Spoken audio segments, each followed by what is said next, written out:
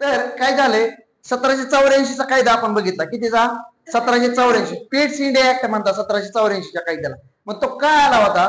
कारण कंपनी म्हणजे कोण? ईस्ट इंडिया कंपनी आतापर्यंत, नीट आहे का मी काय बोलतोय, आतापर्यंत ब्रिटिश पार्लमेंट म्हणजे ब्रिटिश गव्हर्नमेंट कडे कुठलीही गोष्ट गेलेली नाही. आतापर्यंत जे काही चालवते 1784 पर्यंत, ते सगळं भारतातलं जे काय चालवते सगळी कंपनीच चालवत आहे. कंपनी म्हणजे ईस्ट इंडिया कंपनी. अर्थ कळला का? गव्हर्नमेंट आहे का? नाही. मग गव्हर्नमेंटला काय वाटायला लागलं, ब्रिटिश गव्हर्नमेंटला काय वाटायला लागलं, कुछ तो गडबड है दया, काय गडबड वाटायला लागली, म्हणून त्यांनी कायदे करायला सुरुवात केली. म्हणून पहिला कायदा कुठला आला? नियामक कायदा 1773चा. 1773चा नंतरचा 1773 मध्ये सुधारणा करायला 1781 चा कायदा आला. नंतर 1784 चा कायदा आला, पिट्स इंडिया ऍक्ट. आणि नंतर आला 1786 चा कायदा. हे जे कायदे आहेत हे कंपनीवर नियंत्रण ठेवण्यासाठी आले. प्लस प्लस त्या जे नियंत्रण कायदे आहे 1773 त्याच्यामधले जे दोष आहेत ते दूर करण्यासाठी आलेले कायदे आहेत. इथपर्यंत आपण बघितलेलं आहे. आता 1786 चा कायदा बघू. पिट्स इंडिया ऍक्ट आला. कार्यकाल होता त्यावेळेचा गव्हर्नर होता बंगालचा गव्हर्नर, त्याचं नाव होतं वॉरन हेस्टिंग. कोण होता? Warren Hasting. 1773च्या आसपास. लक्षात येते, त्याची जॉईनिंग झाली 1772 ला. आणि 1773 पासून तो काय करायला लागला? भारताचा कारभार बघायला लागलेला होता, ईस्ट इंडिया कंपनीचा गव्हर्नर म्हणून बंगालचा. लक्षात आलं का? मग त्याने त्या गोष्टींना सुरुवात केलेली आहे. सुरुवात केलेली असताना भाऊने असे का कार्यक्रम केले, वॉरन हेस्टिंगनं असे का कार्यक्रम केले, त्याच्यामुळं भारतामध्ये इंग्लंडची म्हणजे ब्रिटिशांची सत्ता चांगली प्रस्थापित झाली. पण त्याच्यामुळं भारतातले जे का राजे होते, नवाब होते, लक्षात येते का, निजाम होते, त्या सगळ्यांमध्ये इंग्रजांबद्दल द्वेष निर्माण झाला. काय निर्माण झाला? द्वेष निर्माण झाला. मग हा जो काही द्वेष आहे तो द्वेष दूर करणं गरजेचं आहे, त्यांना शांत करणं गरजेचं आहे. कारण का? वॉरन हेस्टिंगनं काय केलं? बुरदानची राणी नंदकुमार खटला, लक्षात येते का, त्याच्यानंतर आवचिना बेगम यांच्यासोबत त्याचे कनेक्शन असले बेकार झाले होते ना. ही सगळी मोठमोठी लोक होती. काय होती? सगळी मोठमोठी लोक होती, त्यांच्यासोबत ह्याचं खटकलेलं होतं. कारण ह्यानं त्यांना व्यवस्थित ट्रीट केलेलं नव्हतं. मग त्यांच्या मनात म्हणजे भारतातले जे काय राजे राजवाडे आहेत, भारतातले जे काय नवाब आहेत, त्यांच्या मनामध्ये इंग्रजांबद्दल काय निर्माण झाला होता? द्वेष निर्माण झाला. मग तो द्वेष दूर केला पाहिजे. मग तो भारतीय लोकांच्या मनामध्ये जो का द्वेष आहे तो दूर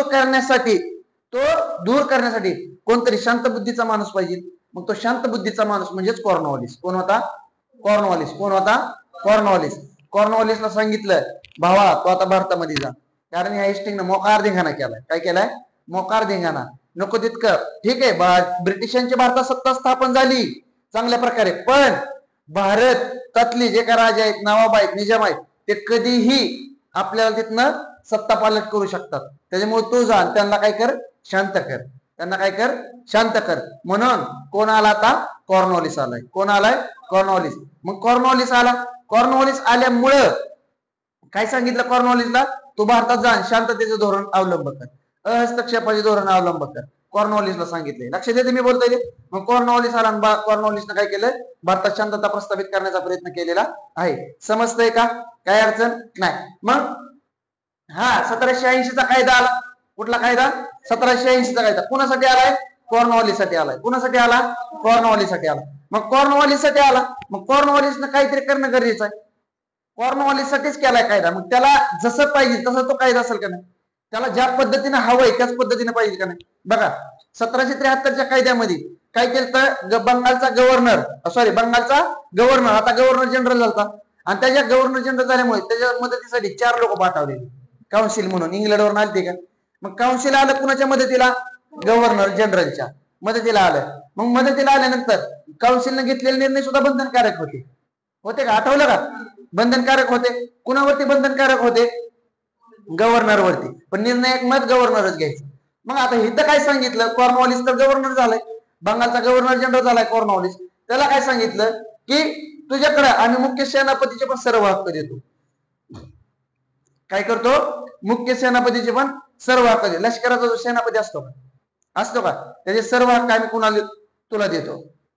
बोललेलं कळतंय का? म्हणजे मुख्य सेनापतीचे जे काही लष्करी अधिकाऱ्याचे हक्क आहेत ते सगळं कोण वापरणार? Governor general. बंगालचा गव्हर्नर जनरल. लक्षात येतंय का? काय अडचण कृष्णा? नक्की चैतन्य? पुढे बघा आता. आता काय सांगितलं गव्हर्नर जनरलला? गव्हर्नर जनरलला म्हणजेच कुणाला? कॉर्नवॉलिसला. काय सांगितलं तुला? आम्ही मुख्य सेनापतीचे सर्व हक्क देतो. कुणाचे? मुख्य सेनापती. म्हणजे लष्करी गोष्टी कुणाच्या हातात आल्या आता? कॉर्नवॉलिसच्या. मग मोकर लढाई होतील का? मोकर लढाई होणार नाहीत ना, कारण हा शांततेचं धोरण अवलंबणार आहे. कारण वॉरेन हेस्टिंगनं मोकार धिंगाणा केलता, म्हणून तर पीस इंडिया ऍक्ट आलता ना. म्हणून तर सांगितलेलं ना बर्डनी, बरोबर का? बर्ड तिथं कमिटी नेमली होती इंग्लंडमध्ये आणि म्हणले त्यांना बोलवून घ्या रिटर्न. कुणाला? मुख्य न्यायाधीश आणि गव्हर्नर जनरलला. पण हेस्टिंग चांगलं काम करतो ही कंपनीला माहित होतं, म्हणून कंपनीने काय दिला? नकार. आम्ही हेस्टिंगला पाठवू शकत नाही. आता कळतं, कारण का? मोकार धिंगाणा करत होता हेस्टिंग. कळले का गोष्ट? लष्करी सेनापती. लक्षात आलं का? सेनापतीचे सगळे अधिकार कुणाला मिळणार? कॉर्नवॉलिसला, म्हणजेच गव्हर्नर जनरलला. लक्षात आलं का? पुढे काय म्हणलं? काउन्सिलचे, कुणाचे? काउन्सिलचे निर्णय रद्द करण्याचा हक्क कुणाला मिळाला? गव्हर्नर जनरल, म्हणजेच कुणाला? कॉर्नवॉलिसला. कळलं का? बघा, कॉर्नवॉलिस आहे, कॉर्नवॉलिस गव्हर्नर जनरल झाला आणि त्याला सांगितलं भावा तुला मुख्य सेनापतीचे पण अधिकार देतोय. आता मुख्य सेनापतीचे अधिकार देतोय, प्लस प्लस तू जो काय काउन्सिलने तुझ्यावरती निर्णय बंधनकारक केला काउन्सिलचा, तो तू कधी पण निर्णय रद्द करू शकतो. सपोज काउन्सिलने एखादा निर्णय घेतला तर तू काय करू शकतो? रद्द करू शकतो. अर्थ कळतोय का? मी बोललेलं समजतंय का? काउन्सिलचा निर्णय काय त्याच्यावरती बंधनकारक केलता? कारण काउन्सिल हे इंग्लंडवरून आलेलं होतं. लक्षात येते का? मग इंग्लंडवरून आल्यानंतर इंग्लंडला जसे पाहिजे तसे फेवर मधले निर्णय घेत असेल काउन्सिल. मी बोललेलं कळतं का? म्हणून इथं काय सांगितलं काउन्सिलला? तुझे सगळे निर्णय रद्द करू शकतो. कोण? कॉर्नवॉलिस, म्हणजेच बंगालचा गव्हर्नर जनरल. आणि जो का स्वतःचा निर्णय घेतलाय कॉर्नवॉलिसनं, कॉर्नवॉलिसला वाटलं की बाबा काउन्सिलने घेतलेला एखादा निर्णय हा ब्रिटिशांसाठी काय आहे? कंपनीसाठी धोकादायक आहे. मग कॉर्नवॉलिस काय म्हणू शकतो? हा निर्णय रद्द. कुठला निर्णय? जो काउन्सिलने घेतलाय तो. आणि आता मला जो वाटतोय ना तो निर्णय लागू करायचा. म्हणजे स्वतःचा निर्णय लागू करू शकतो का आता कॉर्नवॉलिस? म्हणजे कॉर्नवॉलिसच्या फेवर मधल्या सगळ्या गोष्टी घडल्या का? मग कॉर्नवॉलिस खुश झाला का? मग कॉर्नवॉलिस आल्यामुळे कॉर्नवॉलिसने सगळं भारतामध्ये काय केलेलं आहे? शांततेचं धोरण अवलंबलेलं आहे. काय अडचण? आता कॉर्नवॉलिस ज्यावेळेस मी तुम्हाला शिकवल, कॉर्नवॉलिस म्हणा, वॉरेन हेस्टिंग म्हणा, त्यावेळी पुन्हा पुन्हा ही गोष्टी घडणार आहेत. लक्षात येते का? हा, पुन्हा पुन्हा पुन्हा पुन्हा पुन्हा पुन्हा त्या गोष्टी येणार आहेत. म्हणून इतिहास बघताना नेहमी गव्हर्नर जनरल, कायदे, लक्षात येते का? आणि त्या काळातली परिस्थिती. म्हणजे सुरुवातीला 1772 राजाराम मोहन रायचा जन्म झाला, नंतर ते शिकले आणि तिथनं भारतामध्ये काय झालेले आहे? समाज सुधारणा असतील, म्हणजे सामाजिक सुधारणा असतील, धार्मिक सुधारणा असतील, त्या घडायला लागलेल्या आहेत. शिक्षणाचा प्रचार आणि प्रसार व्हायला लागलाय का? राजाराम मोहन राय बुद्धिवादी होते. लक्षात येते का? एकेश्वरवादाचा त्यांनी पुरस्कार केला होता राजाराम मोहन रायनी. म्हणून राजाराम मोहन राय तिथनं घडणार आहे 1772 पासून. लक्षात येते का मी काय बोलतोय? त्या काळात कोण आहे? वॉरेन हेस्टिंग भारतामध्ये. समजतंय का? अशा लिंक लावायच्या सगळ्या, मग अभ्यास काय होतो त्याचा सोपा होतो. कॉर्नवॉलिस कळला का? हा, आता आपण जो इतिहास शिकवतोय हा राज्यसेवा मुख्य असेल, प्रिय असेल, कंबाईनचे मुख्य असेल, प्रिय असेल, किंवा सरळ सेवा कुठल्या असू द्या, त्याला हा लागू होणारा इतिहास. लक्षात येते का? कारण आपण सगळ्या युरोपीय लोकांपासूनचा आगमन तिथून सगळा इतिहास बघतोय, सगळ्या लढाई आपण बघितलेल्या आहेत. लक्षात येते मी काय बोलतोय ते? आता कॉर्नवॉलिस समजला का? म्हणजे 1786 चा कायदा बघितला का? कुणासाठी आलाय? कॉर्नवॉलिस साठी आलाय. मग कॉर्नवॉलिस साठी किती शब्द लक्षात ठेवायचे? फक्त 2 शब्द लक्षात ठेवायचे. एक काउन्सिलचा निर्णय आणि मुख्य सेनापती. राहील लक्षात? काय काय? काउन्सिलचा निर्णय आणि मुख्य सेनापती. आणि तिसरा शब्द कॉर्नवॉलिस साठी 1786 चा कायदा आलाय. विषय क्लोज. सॉरी 1786 चा कायदा कोणासाठी आलाय? कॉर्नवॉलिस साठी. 3 शब्द कळले का? काय अडचण? समजते? प्रगती गट. आता पुढे बघा, 1786 चा कायदा झाल्यानंतर कायदा आला 1793 चा. कुठला? हा, बघा, पहिल्यांदा कंपनीवर नियंत्रण ठेवायला किती कायदे आले? 4. आकडा 1 1700, आकडा 2, आकडा 3 84, आकडा 4 86. 4 कायदे झाले का? आता येणार आहे चार्टर ऍक्ट. काय येणार आहे? Charter act. चार्टर ऍक्टचा अर्थच आहे सनद. काय? सनद. सनदी कायदे म्हणजेच काय? तुम्हाला सनद दिली की आता तुम्ही एवढे दिवसच काय करू शकता? व्यापार करू शकता. त्याला काय म्हणायची? सनद. ज्यावेळेस 31 डिसेंबर 1600 राणीने 15 वर्षांची सनद दिली आणि नंतर ती मर्यादा दिली राणीच्या मुलांनी. आठवलं का? जेम्स दुसरा. अमर्याद दिली होती, आठवलं का? हा, मग आता ह्यांनी काय केलंय, 1773 लाच 20 वर्षांची सनद दिली आपण बघितलं, मग ते आता 1793 उजाडलं का? म्हणजे जी काय सनद दिली होती त्याचा कार्यकाळ काय झाला, संपला. मी बोललेलो कळतंय का? बघा 1773चा कायदा, बरोबर का? सनद 20 वर्ष, किती वर्ष? 20 वर्ष. आणि 20 वर्षांनी बघा 1773 अधिक 20 किती झाले? 1793. मग आता 20 वर्षाची सनद संपली का? 20 वर्षाची सनद काय झाली? समाप्त झाली का? झाली. म्हणून 1793चा कायदा आला, तो म्हणजेच हा 1793चा चार्टर ऍक्ट. चार्टर म्हणजेच काय? सनद. सनद म्हणजेच काय? तुम्ही किती वर्ष आता इथनं पुढे काम करणार आहे, अर्थ कळला का माने? काय अडचण? प्रियांका क्लिअर होते सगळं? गुड, नीट ऐका. मग ईस्ट इंडिया कंपनीची 20 वर्षांची मुदत संपली होती म्हणून कायदा आला, बरोबर का? 20 वर्षांची काय संपलेली? 20 वर्षांची कंपनीची सनद संपली म्हणून 1793चा कायदा आलेला आहे. लक्षात आलं का? आता पुढे बघा. हा, आता पुढे बघा काय होतंय. आता बघा 20 वर्षांची मुदत वाढ मिळाली. बघा 1793 अधिक 20 किती झाले? 1813. बरोबर का? किती वर्षांची मुदत मिळाली? 1793 ला सांगितलं कंपनीला म्हणजेच कुणाला? ईस्ट इंडिया कंपनीला, की तुम्ही इथून पुढे अजून 20 वर्ष व्यापार करा. काय करा? व्यापार करा.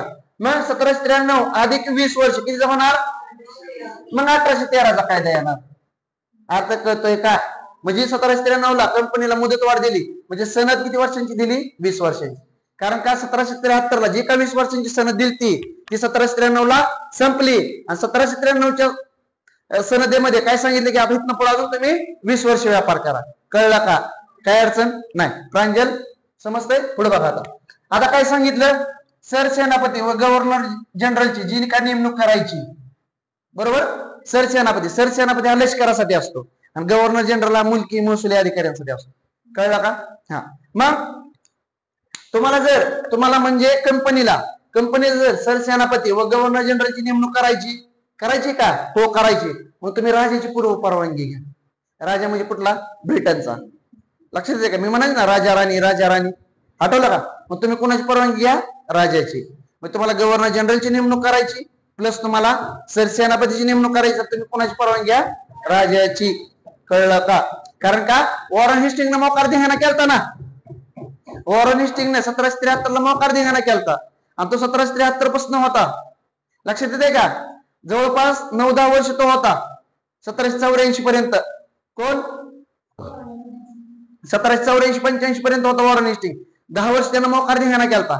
म्हणून 1793 मध्ये काय सांगितलं लगेच, तुम्ही त्यांची जर नेमणूक करायची असेल कुणाची? गव्हर्नर जनरलची, तर तुम्ही कोणाची परवानगी घ्या? राजाची. काय घ्यायची? कळलं का? कारण माणूस कसा आहे काय हे बघितलं पाहिजे ना. मग बघा कॉर्नवॉलिस न काय आलता? कॉर्नवॉलिस, कारण वॉरन हेस्टिंगने तेवढा धिंगाणाच केलता. लक्षात येते का? हा, म्हणून कोण आला? कॉर्नवॉलिस आला. लक्षात येते? आणि हा कायदा का आला? कारण सनद संपलेली 20 वर्षांची, म्हणून 1793 ला हा कायदा आला. लक्षात येते का? 1793चा कायदा का आला?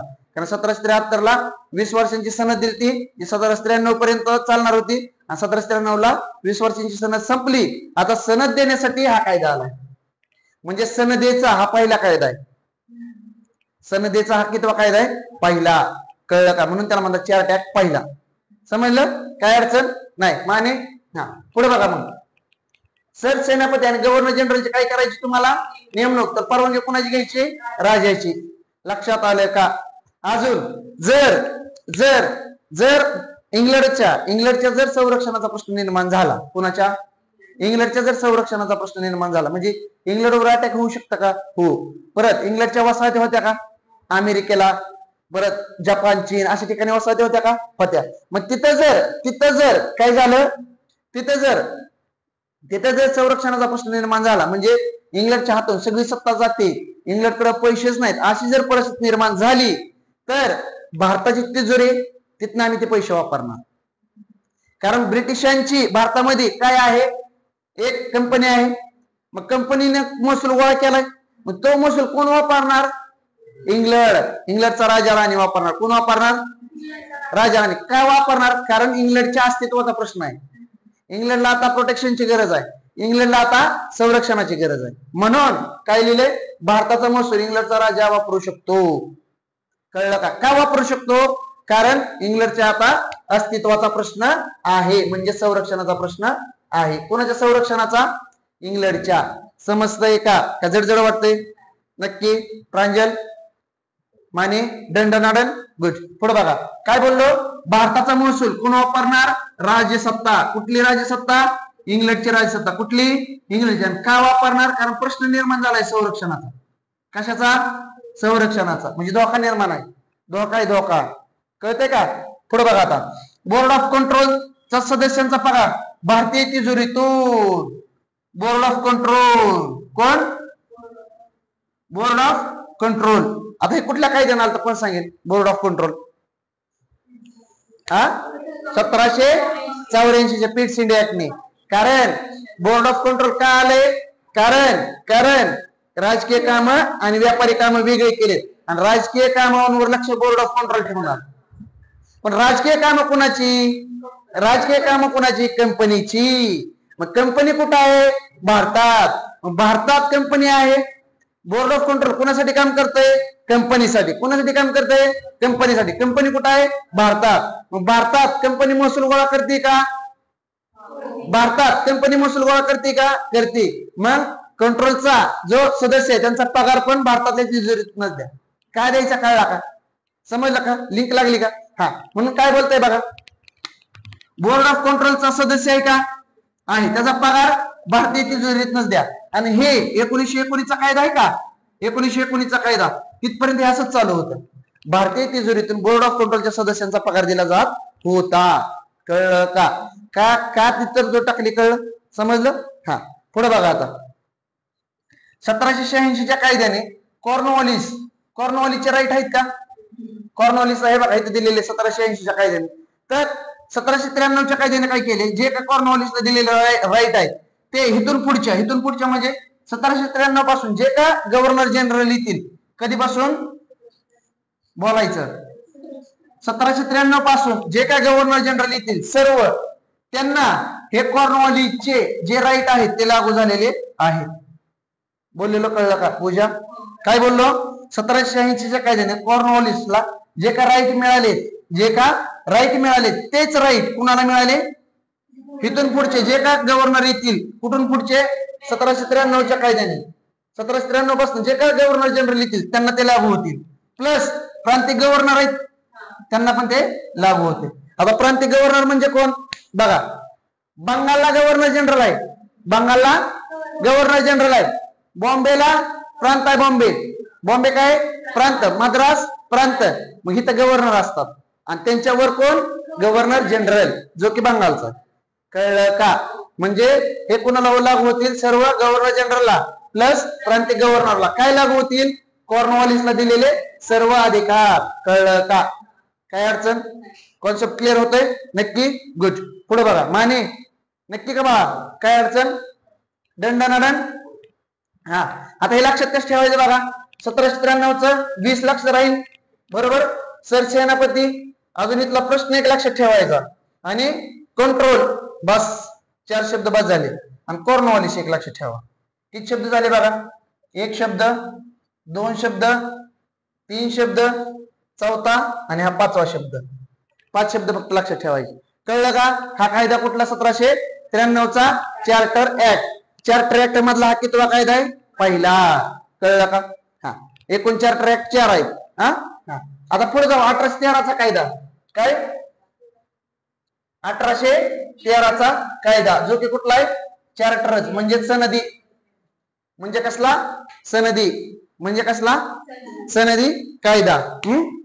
आता ऐका मी काय बोलतोय ते. कंपनीचा एकाधिकारी तसं काय झालाय? कंपनीचा एकाधिकार तो समाप्त झाला. आता मी काय बोलतोय नीट ऐका. काय झालं? हाऊस ऑफ कॉमन आहे का? हाऊस ऑफ कॉमन आणि हाऊस ऑफ इंग्लंडला Lord. Good. Very nice. Quality चांगलं झालंय तुमचं.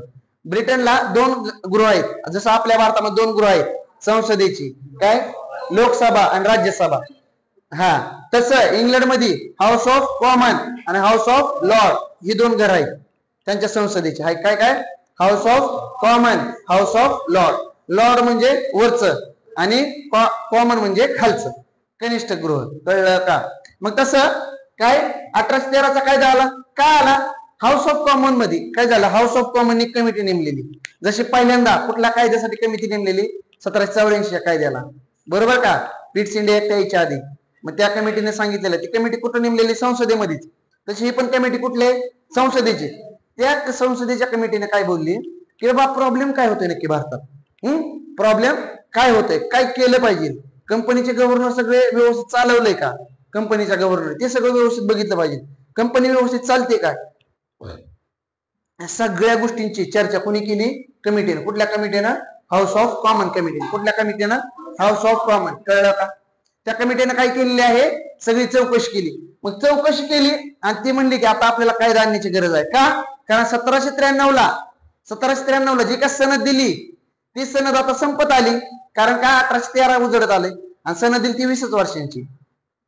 1793ला कंपनीला सांगितलं की इथनं पुढे तुम्ही 20 वर्ष व्यापार करा. आता 20 वर्ष संपत आलेत. 1813 उजाडलं. मग काय झालं? संपत आलेले आहेत. मग आता कंपनीने आयडिया काय केली किंवा ह्यांनी कंपनीने म्हणजे ब्रिटिश पार्लमेंटने आयडिया काय केली?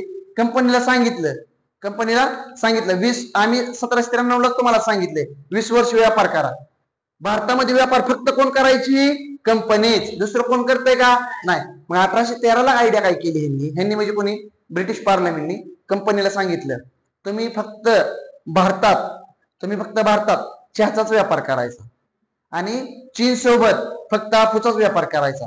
दुसरा कुठलाच व्यक्ती, ब्रिटनचा कुठलाही व्यक्ती चीन सोबत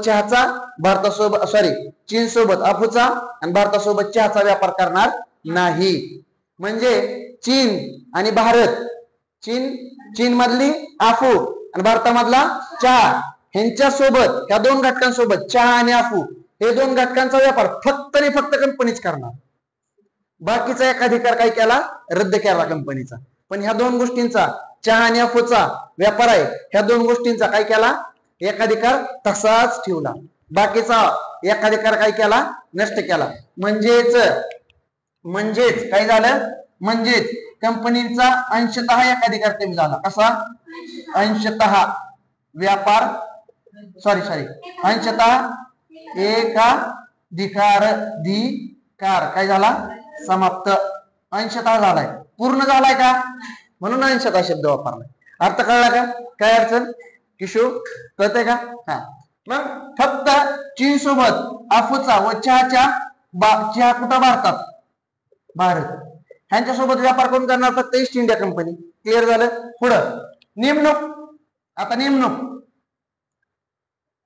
आता काय सांगतो नीट ऐका. कोर्ट ऑफ डायरेक्टर, जे व्यापारी कामं कोर्ट ऑफ डायरेक्टर कडे होती. कुठली कामं? व्यापारी कामं. कोर्ट ऑफ डायरेक्टरला सांगितलं जे का तुम्हाला अधिकार आहेत नेमणुकीचे 1773च्या कायद्याने दिलेले ते तसेच राहू द्या तुमच्याकडे. कुणाकडे? Court of director. कोण? Court of director. तुमच्याकडे कुठले अधिकार आहेत? नेमणुकीचे. कुठले अधिकार आहेत? ते तसेच राहू द्या. पण जर उच्च पदांची नेमणूक करायची असेल, कुणाची? उच्च पदांची. काय करायची? तर तुम्ही राजाची परवानगी घ्या. आणि बोर्ड ऑफ कंट्रोलचा अध्यक्ष आहे का? बोर्ड ऑफ कंट्रोलचा अध्यक्ष त्याची सही घ्यायची.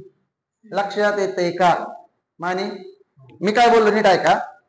कोर्ट ऑफ डायरेक्टर आहे, त्यांच्याकडे 1773च्या कायद्याने नेमणुकीचा अधिकार दिला होता. समजतंय का? कुठला अधिकार? नेमणुकीचा अधिकार. मग तो तसाच ठेवला. हे चेंज केले का? कोर्ट ऑफ डायरेक्टरला केलेले नाहीत. पण त्यांना काय सांगितलं? जर उच्च पदावर नेमणूक करायची असेल कोणाची उच्च पदावर, म्हणजेच काय? गव्हर्नर जनरल असेल, बंगालचा गव्हर्नर जनरल, सरसेनापती असतील आणि प्रांतिक गव्हर्नर, हे कशी उच्च पद आहेत का? कुठली? गव्हर्नर जनरल, सरसेनापती, प्रांताचा गव्हर्नर उच्च पद आहेत का? त्यांची जर तुम्हाला नेमणूक करायची असेल तर राजाची पूर्व परवानगी घ्यायची. जे की इथं पण सांगितलेलं का? नाही सांगितलेलं का? सरसेनापती, गव्हर्नर जनरल सेम तसंच इथं सांगितलं. पण इथं काय? राजाची फक्त पूर्व परवानगी घ्यायची. आणि इथं काय सांगितलंय? इथं बोर्ड ऑफ कंट्रोलच्या अध्यक्षाची सही घ्या. कारण का? बोर्ड ऑफ कंट्रोल हे राजकीय कामांवर नियंत्रण ठेवण्यासाठी आलं, कंपनीच्या राजकीय कामावर नियंत्रण. आणि बोर्ड ऑफ डायरेक्टर हे कोण होते? अंमलबजावणी करणारे म्हणजे संचालक होते. आठवतंय का? लिंका लागतात का? का जडजड होतंय प्रियांका? नक्की. मी काय बोललो, बोर्ड ऑफ डायरेक्टर आहेत, त्यांच्याकडे नेमणुकीचा अधिकार आहे असाच ठेवला. तुम्ही नेमणूक करा, पण नेमणूक करताना उच्च पद असतील, फॉर एक्झाम्पल गव्हर्नर जनरल, सरसेनापती आणि प्रांतिक गव्हर्नर, यांची नेमणूक करायची का? हो करायची. मग तुम्ही राजाची पूर्व परवानगी घ्या. आहे काही तर राजाची पूर्व परवानगी 1793 ला आहे, तशी तुम्ही पूर्व परवानगी घ्या. प्लस बोर्ड ऑफ कंट्रोल आहे का, राजकीय काम बघायला आले, हा त्याची तुम्ही अध्यक्ष सही घ्या. समजलं का? हे काही नेमणुकीच्या संदर्भात आहे. कळलं? हा इथपर्यंत कोणाला काय अडचण नाही. पुढे बघा, एकाधिकार समाप्त, जो की कसा होता, अंशतः, म्हणजे ब्रिटिश व्यापाऱ्यांसाठी खुलं झालं बाकीचा कार्यक्रम. बरोबर का? म्हणजे बघा मी काय बोलतो तीन काय का, कंपनीचा एकाधिकार समाप्त म्हणलंय आपण, म्हणजेच काय झालं, कंपनीचा एकाधिकार समाप्त म्हणजेच एकाधिकार म्हणजे फक्त कंपनीच भारतात व्यापार करत होती, दुसरा व्यापारी होता का कोण? आतापर्यंत आपण 1600 पासून इतिहास बघतोय कंपनीचा, ईस्ट इंडिया कंपनीचा. दुसरा कोण व्यापारी आलाय का भारतात? नाही, फक्त east India company, east India company, east India company. आता 1813च्या कायद्यानं काय झालं, भारतामध्ये इतर व्यापारी पण यायला लागले. इतर व्यापारी म्हणजे कोण? ब्रिटनचे. ब्रिटिश इतर व्यापारी पण कुठे आलेत? भारतात आलेले आहेत. लक्षात आलं का? म्हणजे व्यापार करायला खुलं झालं का इतर व्यापाऱ्यांना पण? भारत व्यापार करायला खुला झाला का? माने नक्की. हा कंपनी पण व्यापार करणार, प्लस इतर व्यापारी पण व्यापार करणार भारतामध्ये, जे की व्यापारी इंग्लंडचे आहेत. ईस्ट इंडिया कंपनी पण व्यापार करणार, जरी तिचा एकाधिकार कमी केला असला तरी. एकाधिकार कमी केलाय, व्यापार करू नका सांगितले का? नाही. जी मक्तेदारी होती ती कंपनीची कमी केली. कुठल्या कायद्यानं? 1813च्या कायद्यानं. मक्तेदारी काय केली? फक्त कमी केली, म्हणजे एकाधिकार कमी केला. आणि काय सांगितलं, भारतामध्ये जे दुसरे व्यापारी आहेत ते इंग्लंडचे, ते आता येणार आहेत भारतामध्ये.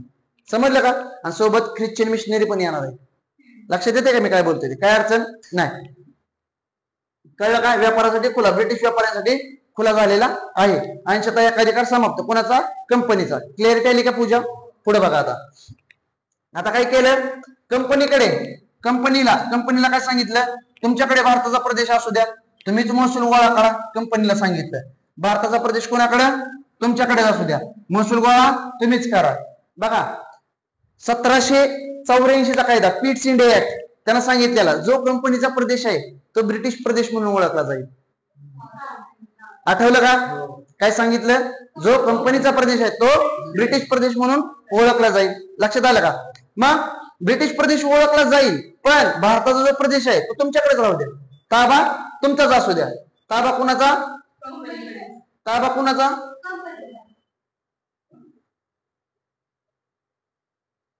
हा कंपनीचा ताबा असणार.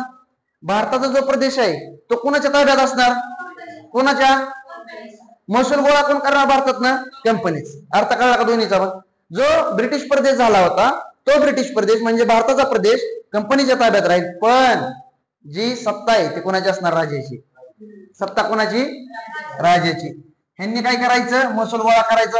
ह्यांनी भारताचा प्रदेश स्वतःचाच समजायचं, पण सत्ता कोणाची? पण ती कशी असणार? सार्वभौम. कशी सत्ता असणार? सार्वभौम. कळलं का अर्थ? जो भारतीय प्रदेश आहे तो कंपनीच्या ताब्यात असेल, महसूल कंपनीच गोळा करणार भारताच्या प्रदेशामधनं, पण जो भारतीय प्रदेश आहे त्याच्यावरती सत्ता राजाची, जी की कशी असेल? सार्वभौम. सार्वभौमचा अर्थ तुम्हाला माहिती आहे, राजाचा निर्णय घेणार, राजा जो निर्णय घेईल तोच लागू. बरोबर का नाही? आणि ते निर्णय राजाचा असणार, त्याच्यात कोण हस्तक्षेप करणार नाही. भारतीय कुठलाच प्रदेश म्हणजे भारतातला बाहेरचा कोणच त्या निर्णयामध्ये हस्तक्षेप करणार नाही. म्हणजेच काय? सार्वभौम. अर्थ कळला का? माझी येते का प्रांजल? काय अडचण नाही. ब्रिटिश व्यापारी व ख्रिश्चन मशिनरी. आता मी बोललो ना ब्रिटिश व्यापारी आणि ख्रिश्चन मशिनरी, दोन शब्द बोललो का? कारण एक अधिकार समाप्त झालाय, अंशतः झालाय. पण बघा ख्रिश्चन कोण? मिशनरी. ख्रिश्चन कोण? आता मिशनरी म्हणजे कोण? मिशनरी म्हणजे कोण? जी लोक ख्रिश्चन धर्माचा प्रसार करतात त्याला काय म्हणायचं? मिशनरी. काय म्हणायचं? मिशनरी. कळलं का? त्याला काय म्हणायचं? मिशनरी. बघा ख्रिश्चन मिशनरी आणि ब्रिटिश व्यापारी, तुम्हाला भारतात यायचंय का? हो या. यायचंय का? हो या. ठीक आहे, आले भारतात आले, पण भारतात येण्यासाठी तुम्हाला काय घ्यायचंय? भारतात येण्यासाठी तुम्हाला काय घ्यायचंय? लायसन. लायसन म्हणजेच परवाना. लायसन म्हणजे काय? परवाना, आणि तो कोणाकडून घ्यायचा? संचालक, म्हणजेच कोण? Court of director. संचालकांकडून तुम्ही काय घ्या? परवाना. काय घ्या? परवाना. समजलं का? अडचण काय? माने ब्रिटिश व्यापाऱ्यांनी आणि ख्रिश्चन मिशनरींनी लायसन घ्यायचे म्हणजे त्याला म्हणतात परवाना, तो आहे कोर्ट ऑफ डायरेक्टर कडून घ्यायचा. लक्षात आलं का? कोर्ट ऑफ डायरेक्टरचा नेमणुकीचा अधिकार ठेवला तसाच. कोर्ट ऑफ डायरेक्टरला सांगितलं तुम्ही काय द्या? लायसन द्या. कोणाला द्या? ब्रिटिश व्यापारी असतील आणि ख्रिश्चन मिशनरी असतील. लक्षात आलं का? आणि भारतात व्यापार करण्यासाठी परवानगी घ्या. त्याला काय म्हणतात? भारतात व्यापार करण्यासाठी परवानगी घ्या. आणि खास विशेष गोष्ट घडली ती म्हणजे शिक्षणासाठी 1 लाखाची तरतूद केली. कशासाठी? कशासाठी? किती लाखाची? 1 लाखाची तरतूद केली. ही शिक्षणासाठी 1 लाखाची तरतूद केली. ही ह्या कायद्यात सर्वात महत्वाचं वैशिष्ट्य आहे.